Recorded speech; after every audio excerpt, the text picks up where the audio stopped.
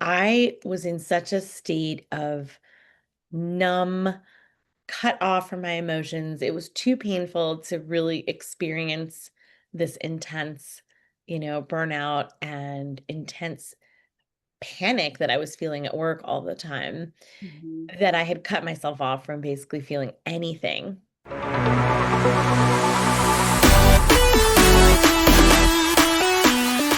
right, welcome, Dr. Zarya Rubin. I'm so honored to have you on the podcast, and I can't wait to get into everything we're going to talk about today. Well, I'm so happy to be here, Kelly. Thanks for inviting me. Yeah, absolutely. So, I mean, we connected on your podcast, and there's so much that came out of it. And just this is going to be just another continuation onto an awesome conversation. That's something that we can all relate to is burnout. And I know that's what you talk about, what you've lived.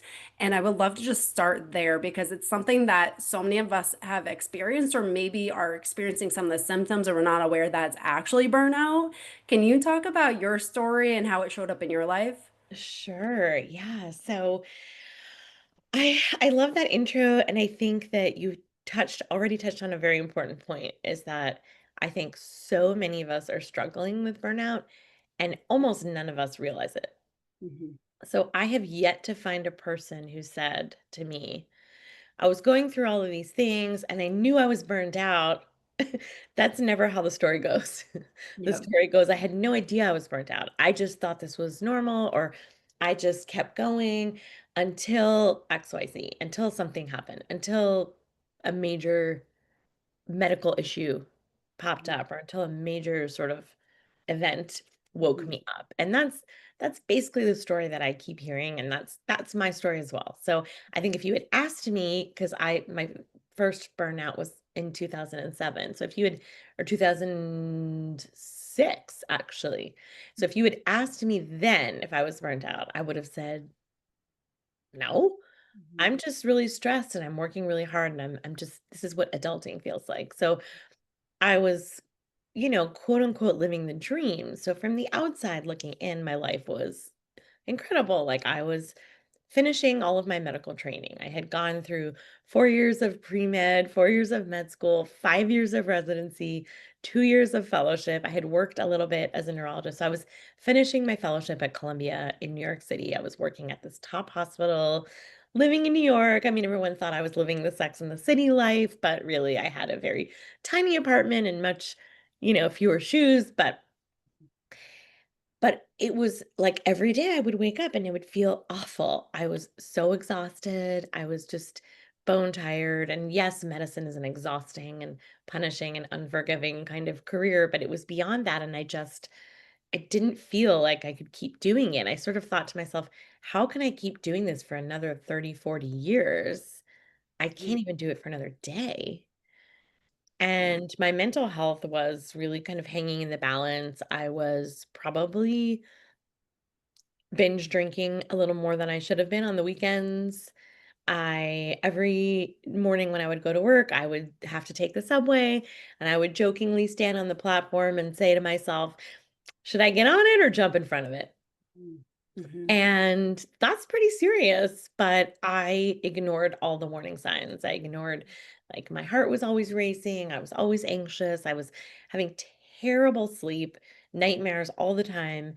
And just kept going. I just thought, I guess this is what my life is going to be like. And Mhm. I accepted it. I was resigned because the alternative was sort of unthinkable. Like, what am I gonna do? Quit medicine? Nobody quits their dream. Mhm. And I had done so much training. It was the fallacy of, like, sunk costs. Like, but I've come so far. I can't just ditch it. And then, of course, the financial aspect. I was in incredible amounts of debt, and I thought, what can I do? I can't do anything differently. And so I kept going. And then one night I got my wake up call, which was literally in the form of a phone call, and my best friend from medical school was calling me to say that her husband had been playing frisbee, collapsed, and they rushed him to the hospital. And I said, "But he's okay, right?" And she said, "No, they tried to resuscitate him, but he didn't make it." Oh my gosh. Mm. And that the world kind of stopped at that point, and that was I almost dropped the phone and had this crushing sense of, grief and just shock at this news. And what ended up happening was after I sort of came out of that and, helped my friend and was grieving, and it was a real wake-up call for me in terms of, oh my gosh, I cannot keep living my life like this. Like I have to change something, because if this is all there is, it can't be this. Yeah. And so it was a very, very difficult decision, but it was the only decision that I could make, which was to walk away from Mhm. my medical career. And so I left. And the only way I got through it was I came across this Turkish proverb that said, no matter how far you've gone down the wrong road, turn back. Mm. And Mhm. that's what allowed me to leave.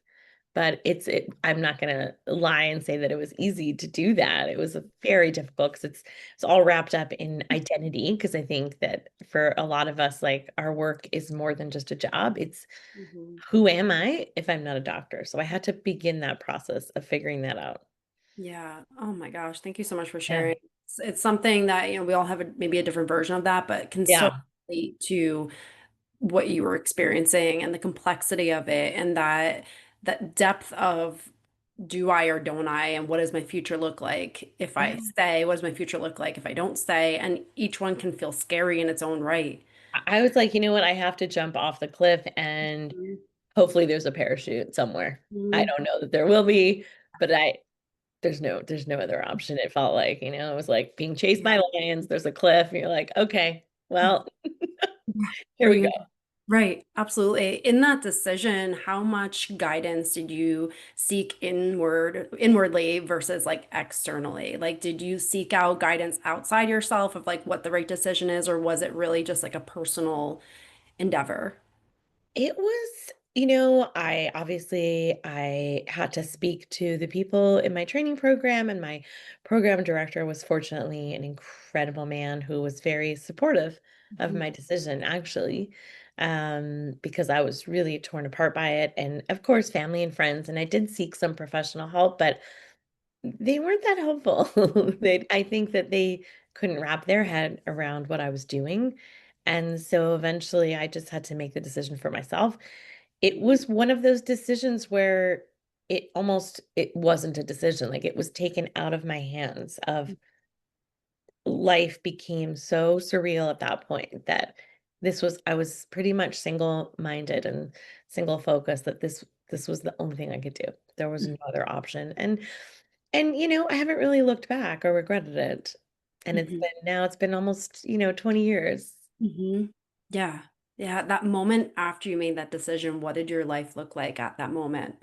When you made the decision, you jumped off the cliff, you're there. What does that look like and feel like? Was there clarity? Was there relief? Or was there like anxiety? Oh, I mean, all of the things. It was really interesting. So I sometimes instinctively, I'm a very rational, logical, scientific person. Mhm. And yet, I think I am actually more of an emotional, right-brained, intuitive person when it really comes down to it. I really trained that left brain really hard in school and everything. But I oftentimes will just get these messages or these instincts of, I need to do X. Mhm. So I started tango dancing. Mm. Yeah. And I know that sounds insane. One day when I read a book, I'll talk about the tango dancing and how it kind of saved my life, because I was in such a state of numb, cut off from my emotions. It was too painful to really experience this intense, burnout and intense panic that I was feeling at work all the time, Mhm. that I had cut myself off from basically feeling anything. Mhm. And so I started tango dancing. And at first I was really terrible at it. And then I got really good at it. And then I ended up going to Argentina to dance. Oh, cool. And it's like this very intense emotional connection that you have with a stranger for the few minutes that you're dancing. And it's very intense, it's very intimate, it's very emotional and passionate. And I was like, oh, I can actually still feel these things. These Mhm. things are still here. And Yeah. wow, I didn't know what it was like to actually experience that. So it really had to be this awakening of, oh my gosh, like I am human. I do have all of these feelings. I do have all of these intense emotions. I need to go through them. I need to process them. It wasn't for another maybe 10 years or so, almost 15 years, that I was actually diagnosed with complex PTSD. And Mhm. I didn't know it at the time. If I had known it at the time, things might have been different. It stemmed from a lot of childhood trauma and childhood medical trauma. So Mhm. that was tied into, I jokingly say in my TED Talk, trauma is not really a great foundation for making a career choice. So I don't recommend it. But that Mhm. was kind of what I did. And Yeah. then unknowingly, unwittingly, I was sort of re-exposing myself to that trauma every single day Mm. being a doctor. And no Oh. wonder it didn't work for me, and no wonder I kind of fell apart and eventually I had to walk away from it. Mhm. And that's why it can be so sneaky because you're literally reliving the patterns, but so subconsciously you don't realize that it's the same thing that's replaying in your life, but you're just finding different scenarios to fill that void. And you're not Yeah, doing this consciously. You're not inviting this into your life, but you find of yourself in the same course. scenarios over and over and over again until you have that wake up call. And just as you were speaking, a quote that came into my mind, I don't forget who said it, but it says, "You're not exhausted because you're doing too much. You're exhausted because you're not doing enough of what you love."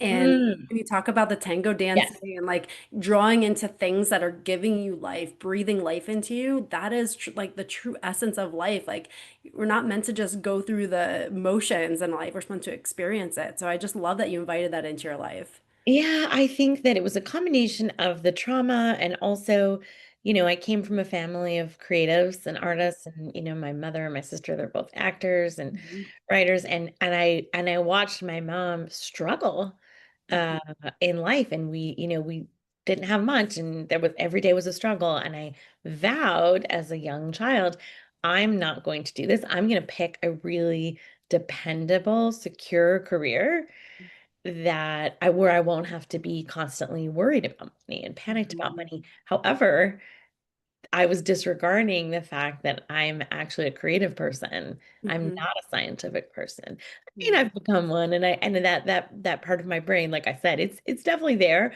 I love solving problems. I love helping people. I love doing that creatively, but I also have a creative side. I mean, I'm an opera singer. I've done dance. I recently actually took up watercolor painting, which was Oh, cool. really fun and Yeah. highly therapeutic. I highly recommend it It's to really folks cool. because you really can't, we talk about our current, technologically obsessed Mhm. world and state and how we are so fried. Our brains are so fried and we're multitasking all the time. And that in and of itself can be a background sort of Mhm. low level burnout. I mean, never mind what we're seeing on our phones, but Mhm. just that act of being so disconnected and so distracted and so bombarded with stimuli from Mhm. all sides that when you're doing a single focused task, like painting or like something creative, you literally can't, I mean, you can't be on your phone and Mhm. watercolor. I mean, you could, Yeah. but it'd be really bad. Yeah. Yeah. So I love these sort of actions and these activities that really allow us that space to single task. And I Mhm. think that we need to do more of that. And the more you do it, the more you're able to exercise that part of your brain that has been kind of dormant and flaccid because we Mhm. are not working on that focus and that creativity and that Mhm. breathing room for our mind and our soul to really kind of Yeah. exist. You're so right. And it's like, our environment and everything has advanced so far and so quickly, but we have not advanced that quickly. And so Well, it's a yes, that's what huge gap. people don't realize that the human genome, like it doesn't Mhm. evolve over decades, it No. evolves over millennia. And Yes. so we're still like kind of primitive cave people on a Exactly. biological basis, but Yes. I mean, we're living in this Mhm. technological world that is advancing day by day by leaps and bounds, and Yeah. brains are not necessarily ready for it. And Mhm. and AI is here now, so we'll see what that brings. It's Exactly. kind of terrifying, kind of awesome, but Yes. we'll Absolutely. see.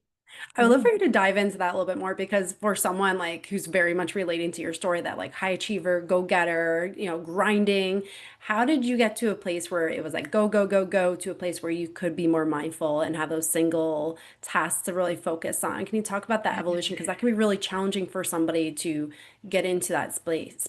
So challenging. And I think Mhm. that I was one of those people that, when I quote unquote took a break from medicine, when I left medicine, oh, I'm going to have this like relaxed life and maybe I'll live in the country. No, I remained in New York City because I love New York City, but New York City, talk about sensory overload and bombardment, Totally. multitasking.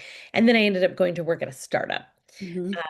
a tech startup, a health technology startup. And so I Hmm. was working crazy hours, pretty similar hours to medicine. I was Hmm. really happy that I was leaving work at 11 o'clock at night and not being there overnight.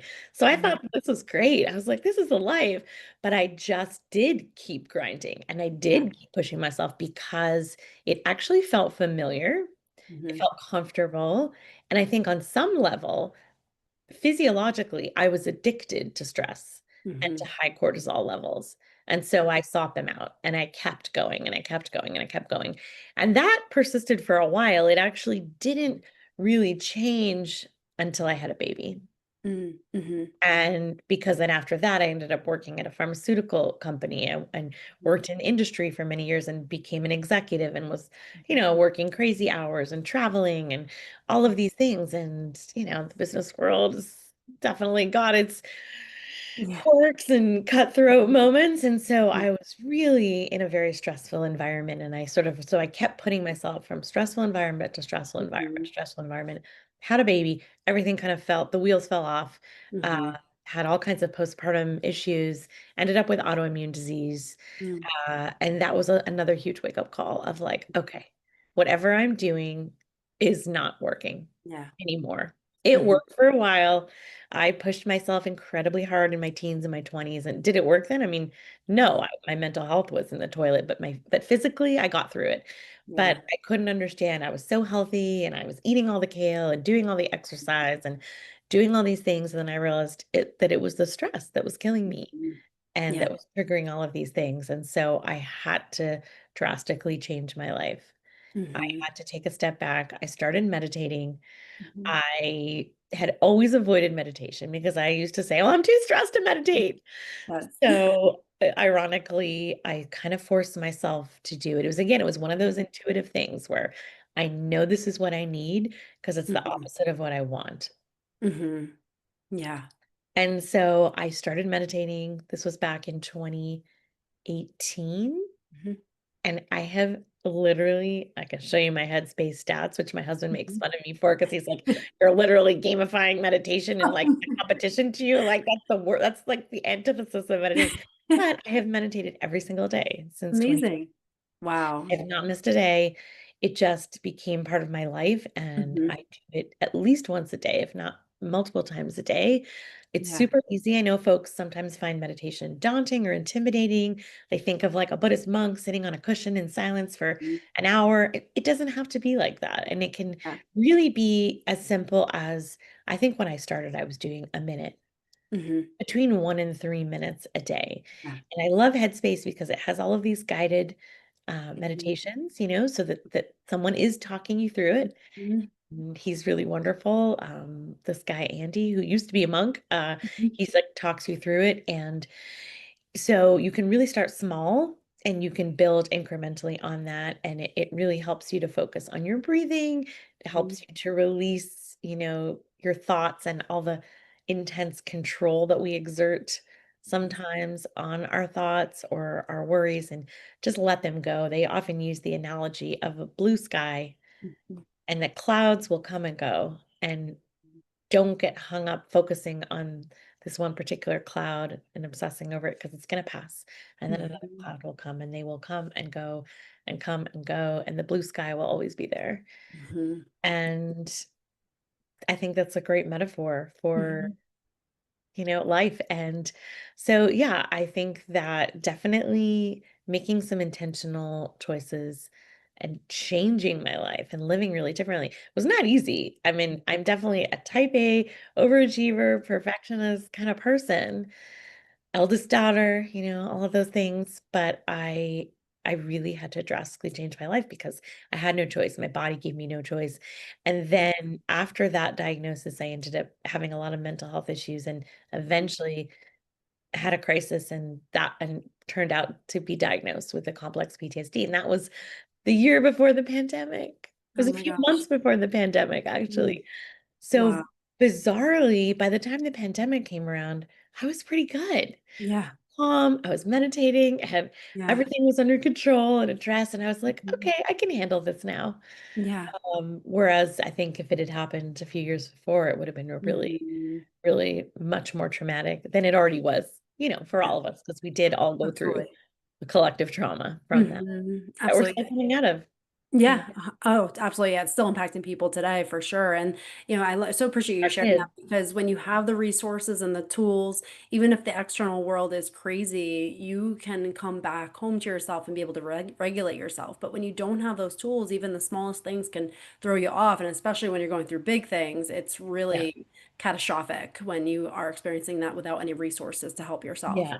So I So, really try to resource mhm, people and I have this toolkit. And, mhm, so breathing is another one of the really simple things that we can do. mhm, And, breathing is an automatic function. We don't think about it. We mhm, breathe without, conscious control.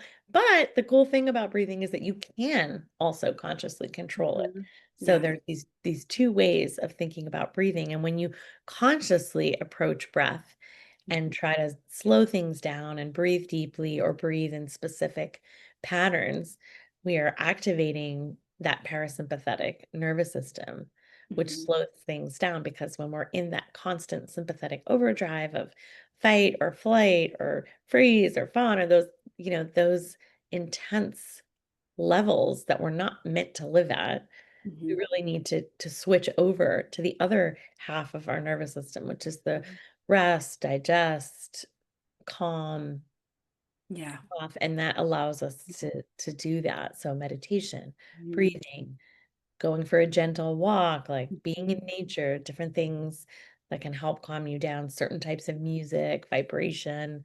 There's mhm, lots of different tools that we can incorporate such that we are not always in this heightened state. And then when you get to a crisis or you get to an event and you don't have those tools or those resources or that resilience, then it really can throw you off. And if you do, you can, maybe handle it a little bit better.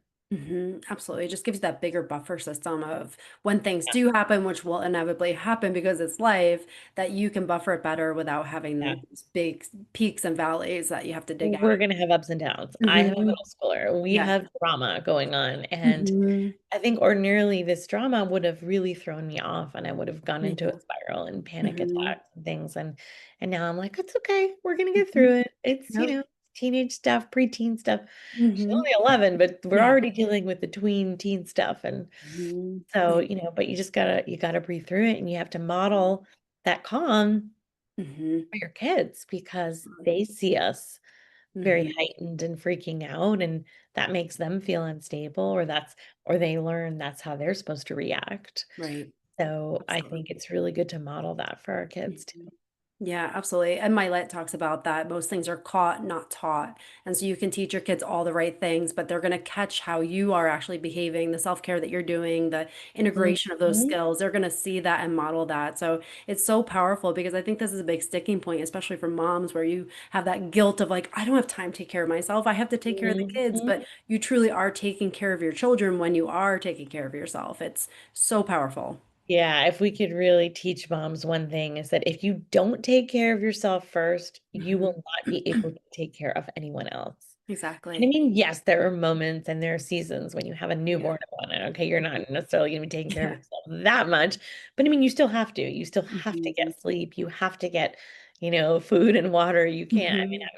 I would just go days without really, taking a break ever. And Mhm. when I finally ended up taking a break in 2018, when I started meditating, I went on a retreat. I went on a yoga retreat. I realized I hadn't left my kid, and she was 5. I Mhm. had not left for one day. Wow. with Yeah. a 5-year-old, and I was like, no wonder I'm burned out. So I Hmm. definitely burned Yeah. out again in motherhood, um, Hmm. by overdoing it and overgiving and that's when I Yeah. developed autoimmune disease, and I was like, okay, something has to shift. Hmm. Something has to change because I can't keep pouring from an empty cup and Yeah. living in Absolutely. overdrive.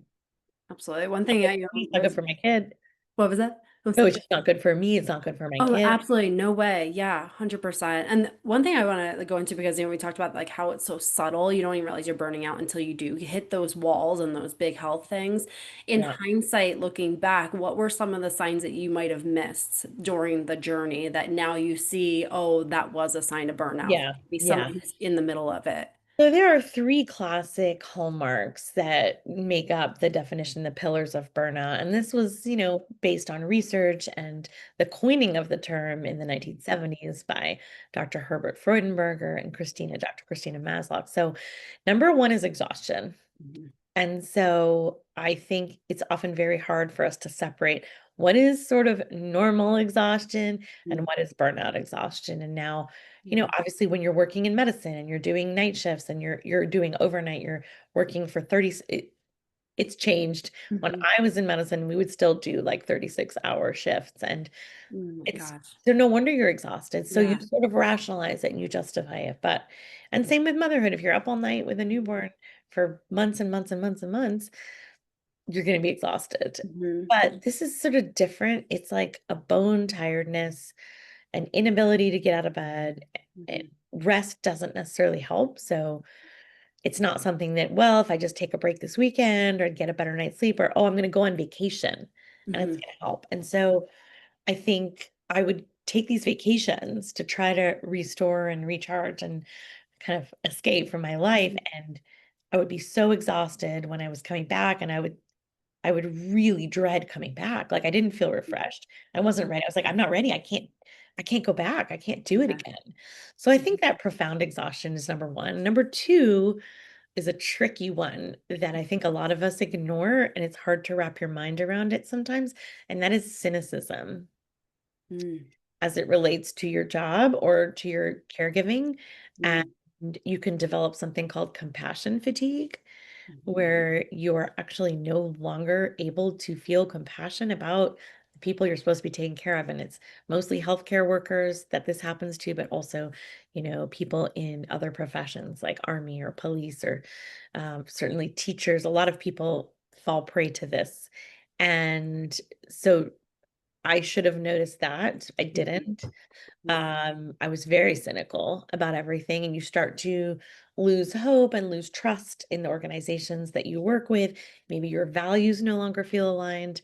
And Mhm. you also kind of self-isolate because your peers, maybe you don't feel that they're on the same page. And I sort of looked around and I thought, everyone else seems to really be enjoying this. How? How are they Mhm. enjoying this? Like this is literally, it feels like torture in some ways. But I just kept justifying and ignoring and moving on. And then lastly is decreased productivity Mhm. and decreased concentration, inability to focus. You're getting your work done, but you're kind of phoning it in. And it's sort of the quiet Mhm. quitting Yeah. phenomenon that we see a lot nowadays. And Mm. yeah, I was still doing my work, but I was really dragging my feet and just didn't feel like I could concentrate or focus and had no desire to. And then you feel a lot of shame, a lot of guilt Mhm. around that. And so you don't Yeah. tell anyone and you Mhm. just try to go through the motions, but it's like going through quicksand every day. Mhm. And so all the warning signs were there, and the physical things too, like really terrible sleep, lots of nightmares, lots of heart palpitations all the time, Mhm. and lots of holding your breath, Mhm. not actually breathing deeply. I Yeah. mean, yeah, all the signs were there. Yeah, Mhm. and then seeking comfort in things that are not necessarily good for you. So spending Mhm. too much time on social media, binging Netflix for days and days on end, in those days we didn't have that, but Mhm. or substances, Mhm. alcohol, drugs. Yeah. Those are really big warning signs. that Thank you you so much for sharing those. That's so helpful for anyone who's like maybe in the thick of it, like, okay, yeah, I feel that. I feel that. Like it's so yeah. relatable. I mean, there's plenty of moments in my life I was like, oh, I was definitely there. 100%. Yeah, and I feel like if you get to the point where you're even suspecting that you might be burned out, Yeah. you're burned Definitely out. better. Yes. Yeah. Yeah. And For I that tell person. people, don't ignore that check engine light. Yeah. Oh, That check totally. engine light comes on, Hmm. pay attention. Pay Yeah. attention to your body. It's sending Hmm. you signals. It will take over. Like if you do Hmm. not rest, your body will force you to rest at some point. Exactly. I always equate to that toddler as like mommy, mommy, and if you ignore it long enough, it starts screaming and it will scream at you eventually. Or you turn around and it's quiet, but the walls have been Mhm. painted with Yeah. permanent Yes. marker. Right. Exactly. Yes. Something will happen. It's all at Something will happen. Something yeah. will give. Yeah. Yeah. For that person who's listening, they're like, yep, I am burned out. I know I need a change, but maybe they're like, financially, I can't make a change. They're telling themselves, I can't make a change financially or time wise, or I don't have, there's all these Yeah. real life reasons why they feel like they are just literally trapped in this space. Yes. What's a step Yes. they could take? So yeah, that's a great question. And I think for a lot of us, we do get caught up in this spiral of I Mhm. can't, I can't. There's I cannot change my life. There's Mhm. nothing I can do differently. I said to myself, I can't. Mhm. I can't leave medicine. I can't. Yeah. There's no way. Mhm. Now, I am not suggesting that what I did is necessarily the way everyone should go. You don't necessarily have to like toss a grenade into your life or jump Mhm. off a cliff. But what I do talk about is my mantra that I teach everyone that is so simple and so direct. It's not necessarily easy to achieve, but it is do one thing less. Mhm. And, do one thing less. It's very basic, but it can be very powerful. Mhm. We are always trying to cram in more into our lives, whether that's running around and doing a million things, whether it's squeezing in one more patient or one more meeting or one more school activity for the kids. It's like more, more, more. Mhm. And that in and of itself can contribute to burnout. And if we are able to just start removing things from our plate one at a time, Mhm. then perhaps that will give us a little bit more breathing room, Mhm. time to reevaluate, time to say like, hey, is it really my job or is it other things? If it's my job, can I change roles? Can I Mhm. change responsibilities? Can I speak to HR? Can I speak to my supervisor? Can I find out what resources are available through my workplace? Because sometimes there are, and we just don't know about them. Mhm. Can I switch departments or do I need to change jobs altogether? Do I need to change companies? Maybe my job and my career is actually a good fit, but this particular company, I don't like the way they do things and I don't agree with their values, but I still want to be, an engineer or something. So you just need to give yourself that breathing room to figure things out, maybe possibly see a counselor, see a career counselor, work with a coach, work with somebody who can help put the pieces together and but just give yourself that space. So I say like, it's like you're running around and doing errands and can you cross one off your list? Do you really need to do those all of those? Do you need to be in all of those meetings back to back every day? Can you cross a meeting off, delete, delay, delegate? Mhm. It really works. And people say, "Oh, but you're gonna be doing less, so you're gonna be less productive and it's not gonna be good." Well, Mhm. the analogy that I often use is like, let's say you're clearing the table after a big dinner party and you've got all these plates and things and piled up, and then you notice there's one cup that's still left on the table. And what are you gonna do? You're gonna try to go back and get that cup and put it on, right? Mhm. And what's gonna happen? All the dishes are gonna crash to the Mhm. floor.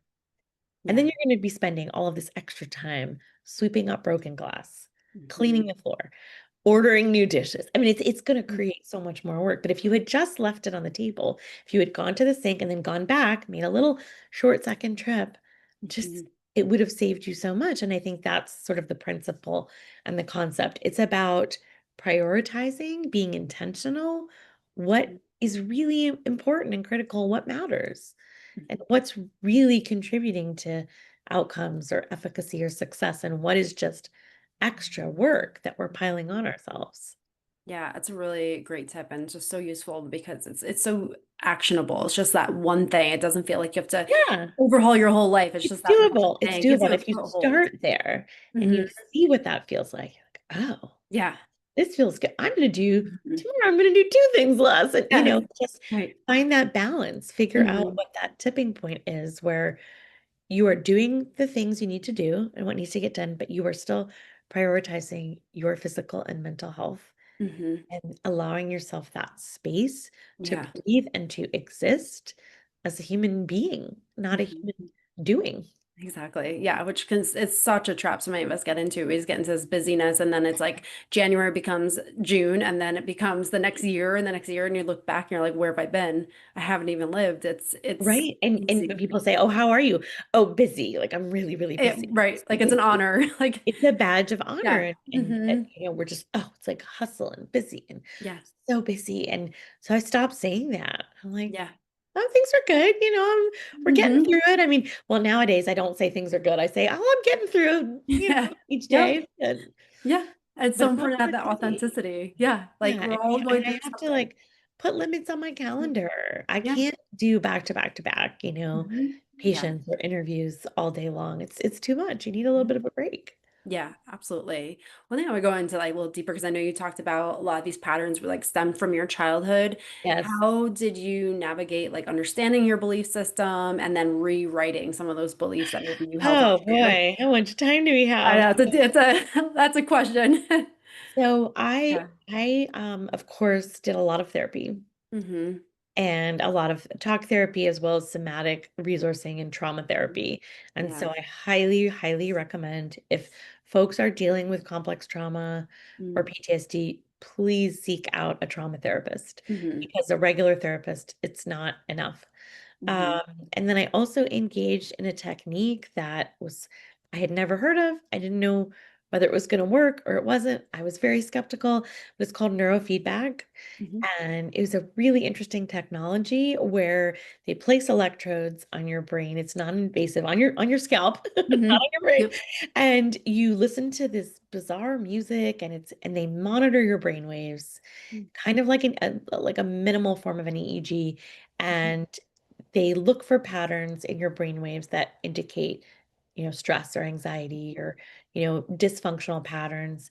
And they interrupt those patterns by playing this music and putting these subliminal audio clicks that interrupt the flow of the brain waves. And as a neurologist, I was like, come on, is this for real? And I absolutely swear by this technique and I loved it and it helped me so much. It helped me with the flashbacks, with panic, with overall just nervous system elevation and trauma. And so I highly recommend neurofeedback for folks. And then of Amazing. course, meditation. Hmm. Yeah, amazing. I love that. I always like, you never know what tool's gonna click with you. So I appreciate you just sharing a lot of different examples and it's like being open to seeing Yes, being how, open to new technology. There's yeah. EMDR is another good one. I didn't do that Hmm. one. And there's some great books out there. I mean, Hmm. obviously the one that's most well known that is phenomenal is The Body Keeps the Score. Hmm. That's written by a psychiatrist, Dr. Bessel van der Kolk. It's amazing, amazing book that talks all about trauma. What My Bones Know by Stephanie Fu. Hmm. So that's a memoir about trauma that is very hard to read. She talks about her childhood abuse and but it is so well done and so well written and she offers so many insights and then she talks about her healing journey in the second half of the book and how she overcame all of this and it's very inspiring. So I highly recommend that one. And then lastly, someone that I interviewed on my podcast recently, Brittany Piper, Body First Healing. And that is an incredible book that talks about all the somatic work that we can do to heal trauma. And doesn't necessarily have to involve the cognitive talk therapy or the reliving and retelling that a lot of trauma and memory things are stored in the physical, in the body. And we can do things to release that, to retrain our nervous system and to heal without necessarily reactivating and reopening the trauma by retelling it over and over. So it's really fascinating. And her story is incredible too. So I highly recommend some of those resources. Yeah, thank you so much for sharing. And it's so powerful, the body. It literally is like our greatest advocate. And a lot of times when we have any kind of health issue, if we, look down on our body and think it's our enemy, but really it's really trying to advocate for us and help us and really understand what's going on below the surface. So Oh, it's always sending you a powerful. message. It's sending you an Yeah. SOS. I was like, Hmm. why are things breaking? Why is my body Yeah. betraying me? But it Right. was loudly Hmm. screaming, like, you need to stop. You need to Hmm. slow down. Yeah. This is not sustainable. Yeah, it's so powerful when we start listening to it and recognizing those signs before hopefully we get, before we get to something where it is catastrophic and you have no other Yeah. choice. So it's so powerful. And I hope that this plants the seed to anyone who's maybe experiencing some of the signs and symptoms that you shared to really understand maybe what's going on below the surface and take some action to Well, change. yeah, I mean, there are legitimate physiologic concerns that may need to be addressed. I mean, yes, a lot of burnout is psychological and emotional, but there can be physiological Hmm. components. There can be thyroid disease, there can be adrenal dysfunction, there can be anemia, there can be all kinds of contributors to fatigue, mitochondrial dysfunction, can have an imbalance in hormones. So there's so many factors that play into it, which is why I kind of love to merge functional medicine with all of my burnout work and try to figure out, what is physical, what is mental, how do they intersect, and what can we do to interrupt or rebalance, patterns. It's microbiome is a huge factor and a component of we're learning mental health. So when things are out of balance, when things are off, when things are not optimal from a functional medicine perspective, you can actually address those things. And that is it's a feed forward, or it's a, a vicious circle of what is contributing to what is physical, what is mental, and how do they feed each other and intersect. And so Yeah. by interrupting some of those patterns and loops and dynamics, we can have impact on all things. Yeah, and I think it's so crucial when you have the integration of the mind and the body. You can't separate the two. There's not Yes, one part that you can address and leave out the other. Everything's exactly. interconnected. So Exactly. it's absolutely essential to understand the whole picture and have that holistic approach to it. I mean, And it's as simple as by doing breathing techniques, by doing meditation. I mean, I can literally watch my heart rate go do do do do do do Mhm. do do do, Yeah. and blood pressure, like everything just go Hmm. way down. And if you can do that in a few seconds, you can imagine the impact of the mind-body connection on your overall health and well-being. Yeah, absolutely. And for somebody who want to connect with you, dive into it deeper, how can they find you? Sure, absolutely. Yeah, you can head over to my website, which is www.drzaria, that's DRZARYA.com. Please come hang out with me on Instagram. That's where I spend most of my time, and on there you can check out the podcast, you can check out my freebie. So yes, it's at Dr. Zarya Rubin on Instagram. And yes, I do have a brand new podcast. It's called Outsmart Burnout. And definitely come take a listen because I've interviewed a lot of the folks that I've mentioned and had some amazing conversations about ways that women can learn to develop resilience and put these tools and toolkits in our toolbox and really outsmart burnout before it takes hold. Yeah, absolutely. I'll put everything in the show notes. So if you're Yeah. listening, definitely connected, Dr. Zaria. And I appreciate everything you shared today. There are so many things that I know will deeply resonate with someone who is in the thick of it right now and really understand that there's another way that they can live their life to the Yes. fullest. And please do Hmm. not suffer in silence. Hmm. Please tell somebody, please reach out, talk to a friend, talk to someone at work, reach Hmm. out to me. Help is out there, and you shouldn't have to go through it alone. Yeah. And then hopefully after this conversation, you realize you're not alone. There's so many of us that There's experience so many of this to us. an Yes. extent. Yeah. So it's just may look different, but it's the same root Yes, of and it I all. will also be launching a women's community, Hmm. a small membership community for working together on burnout and functional medicine aspects of burnout. And that's going to be launching in the fall. And so that's a place where we could come together and have some community and realize that, yeah, you're not alone and we're all going through this together. We'll work on stuff together, we'll troubleshoot, we'll have educational sessions and Q&A. And so that's another fun way for folks to get involved. Get that Amazing. support. Yeah. Yeah, absolutely. Thank you so much. And again, for anyone who's listening, if there's something that stuck out to you, share this episode so that this can be spread to even more people. So thank you so much again. And I really appreciate everything you shared today. Thank you, Kelly.